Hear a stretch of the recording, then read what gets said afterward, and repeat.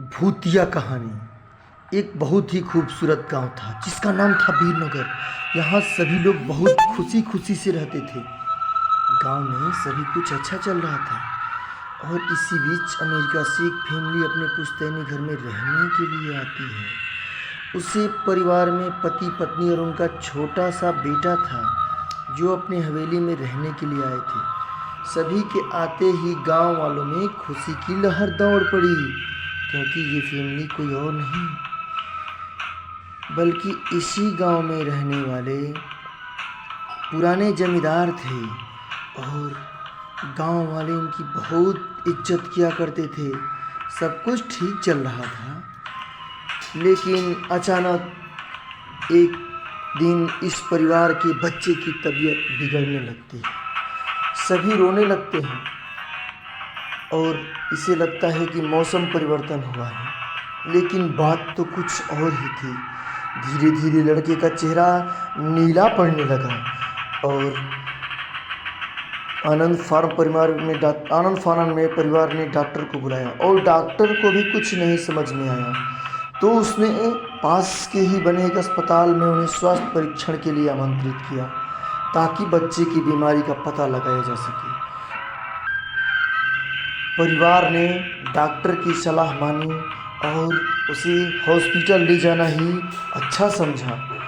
सारे परीक्षण किए गए, लेकिन इस परीक्षण के दौरान उन्होंने कुछ भी गलत नहीं पाया। सारे परीक्षण किए गए, लेकिन इस परीक्षण के दौरान उन्होंने कुछ भी गलत नहीं पाया।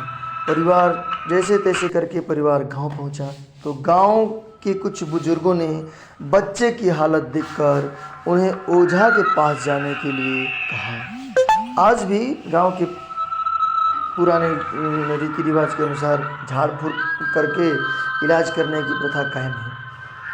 परिवार के सभी सदस्य बच्चों को लेकर ओझा के पास जाने को तैयार हो गए।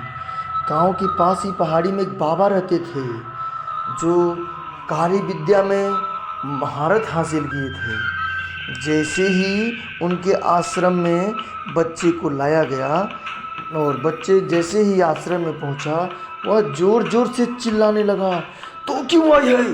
बाद में तेरा बदला साफ नहीं हुआ। यह सुनकर सब बच्चे, माता पिता और परिजन काफ़ी दहशत में आ गए। वो इस बात को समझ पाते तब तक बच्चा और जोर जोर से चिल्लाने लगा था, तुम यहाँ पे क्यों आए हैं, क्यों आए हैं?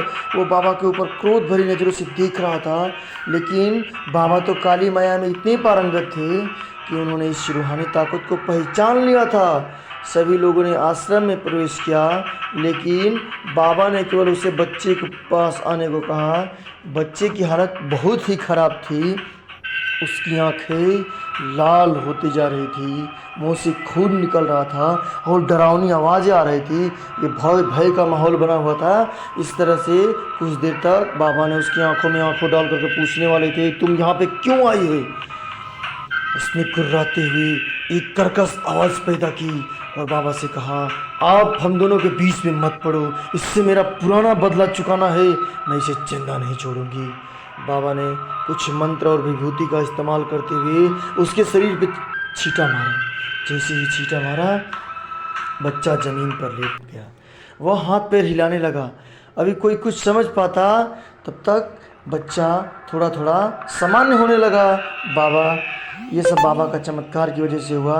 उन्होंने ज़मीन पर लाकर ऐसी हरकत करने लगा, तभी अचानक बच्चा अपने पैर की अंगुलियों के बल खड़ा हो जाता और बहुत ही खूंखार औरत की आवाज़ में उसने ओझा को पुराने नाम से बुलाया, अरे ओ प्रेमनाथ, मैं तुझे नष्ट कर दूंगी। लड़की का ऐसा आवाज़ सुनकर माँ बाप घबरा गए। लड़के को इस अवस्था में देखकर कुछ समझ में नहीं आ रहा था, ऐसा क्यों हो रहा है। तभी वह जाने एक मंत्र पढ़कर बच्चे को अपने काबू में किया। सारे गांव वाले ओझा से पूछने लगे, बाबा यह सब क्या है? क्या बच्चा ऐसा ही क्यों कर रहा है? तभी वह जाने उसके बाबा ने बताया, इसके अंदर चुड़ैल का साया आ चुका है। यह 70 साल पहले चोरी की जुर्म में जिंदा जलाई गई थी और सज़ा देने वाला और कोई नहीं बल्कि इस बच्चे के दादाजी थे। और वह चुड़ैल अपना बदला लेने के लिए आई है क्योंकि वह गर्भवती थी और इसी अवस्था में उसे जला दिया गया। उसकी कोख में बलराम मासूम भी जल गया। इसी वजह से वह बदला लेना चाहती है। यह सारी कहानी जानने के बाद परिवार वाले ओझा के सामने गिड़गिड़ाने लगे, बाबा कुछ भी करके बच्चे को ठीक कर दो ना, बाबा कुछ भी करके बच्चे को ठीक कर देना। बच्चे की जान की भीख मांगने लगे। तभी वह महात्मा अपनी तपस्या के बल से एक मंत्र का उच्चारण किया और मंत्र को अभिमंत्रित करते ही वह चुड़ैल को मासूम के बच्चे से बाहर निकाल दिए और कुछ ही समय में बच्चा सामान्य हालत में आने लगा। सभी को लगा कि सब कुछ ठीक हो जाएगा, लेकिन मन के अंदर एक डर बैठा हुआ था कि क्या पता यह चुड़ैल का फिर दोबारा से कब इस बच्चे के अंदर प्रवेश कर जाए और कुछ अनहोनी हो जाए।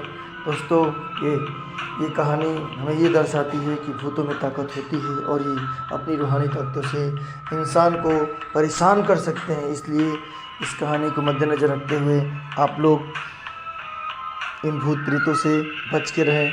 और आपको कहानी अच्छी लगे तो चैनल को लाइक और सब्सक्राइब करें।